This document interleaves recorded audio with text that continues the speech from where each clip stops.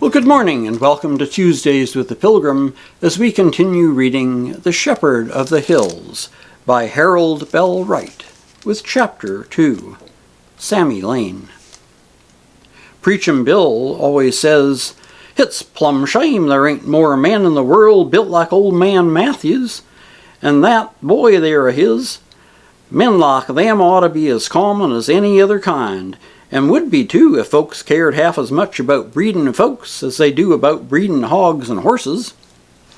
Mr. Matthews was a giant, fully 6 feet 4 inches in height, with big bones, broad shoulders, and mighty muscles. At log rollings and chopping bees, in the field or at the mill, or in any of the games in which the backwoodsman tries his strength, no one had ever successfully contested his place as the strongest man in the hills. And still, throughout the countryside, the old folks tell with pride tales of the marvelous feats of strength performed in the days when Old Matt was young. Of the son, Young Matt, as the people called him, it is easy enough to say that he seemed made of the same metal, and is cast in the same mold as his father. A mighty frame, softened yet by young manhood's grace, a powerful neck and well-poised head, with wavy brown hair, and blue eyes that had in them the calm of summer skies, or the glint of battle steel. It was a countenance fearless and frank, but gentle and kind, and the eyes were honest eyes. Anyone meeting the pair as they walked with the long swinging stride of the mountaineer up the steep mill road that gray afternoon would have turned for a second look. Such men are seldom seen. When they reached the big log house that looks out upon the hollow, the boy went at once with his axe to the woodpile, while the older man busied himself with the milking and other chores about the barn. Young Matt had not been chopping long when he heard coming up the hill the sound of a horse's feet on the old trail. The horse stopped at the house, and a voice that stirred the blood in the young man's veins called, "Howdy, Aunt Molly!" Mrs. Matthews appeared in the doorway. By her frank countenance and kindly look, anyone would have known at a glance she was the boy's mother. "Well, land sakes, if it ain't Sammy Lane! How are you, honey?" "I'm all right," answered the voice. "I come over to stop with you tonight. Dad's away again. Mandy Ford stayed with me last night, but she had to go home this evening." The big fellow at the woodpile drove his axe deeper into the log. "It's about time you was comin' over," replied the woman in the doorway. "I was tellin' the men folks this mornin' that you hadn't been nigh the whole blessed week.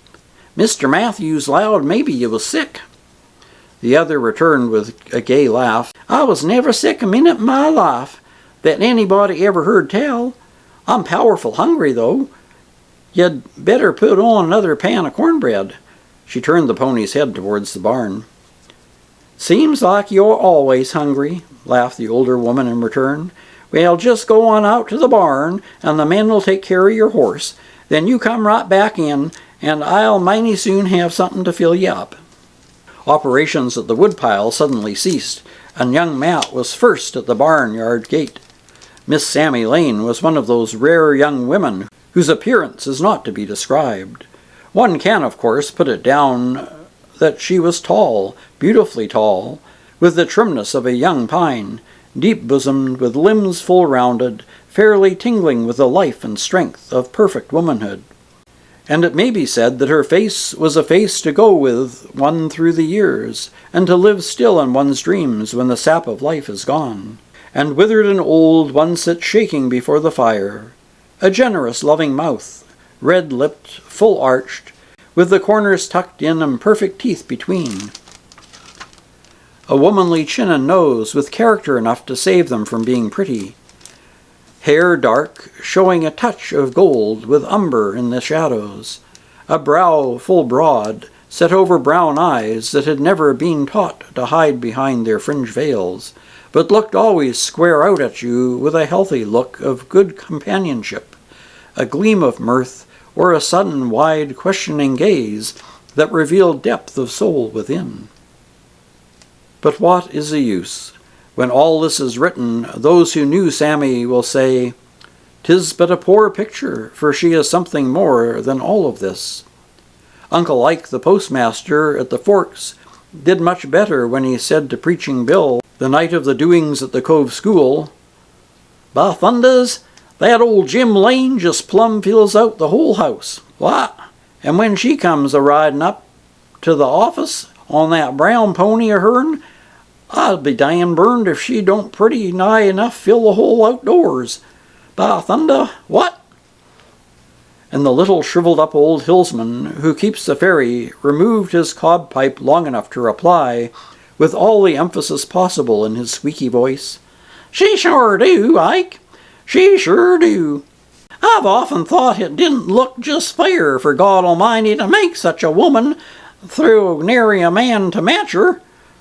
Makes me plumb ashamed of myself to stand around in the same country with her. It sure do, Ike."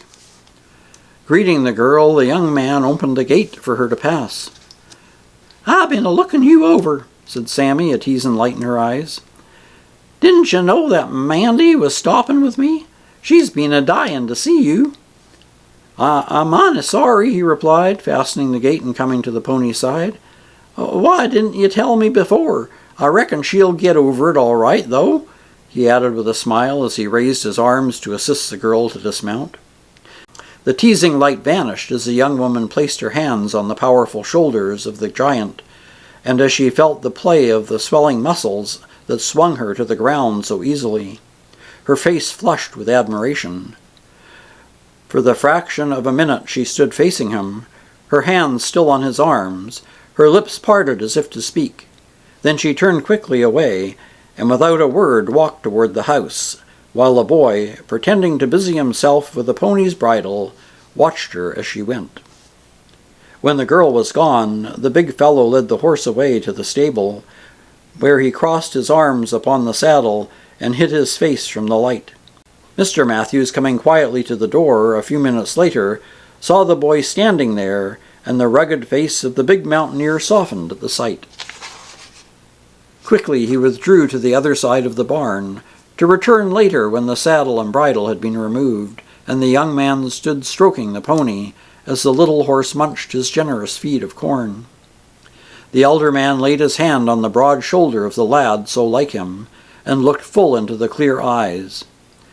"Is it all right, son?" he asked gruffly, and the boy answered as he returned his father's look, "It's all right, Dad." "Then let's go up to the house. Mother called supper some time ago." Just as the little company were seating themselves at the table, the dog in the yard barked loudly. Young Matt went to the door. The stranger whom Jed had met on the old trail stood at the gate. And that's the end of Chapter 2. We'll continue next week with Chapter 3, The Voice from Out of the Mists. Until then, take care, stay safe, and God bless.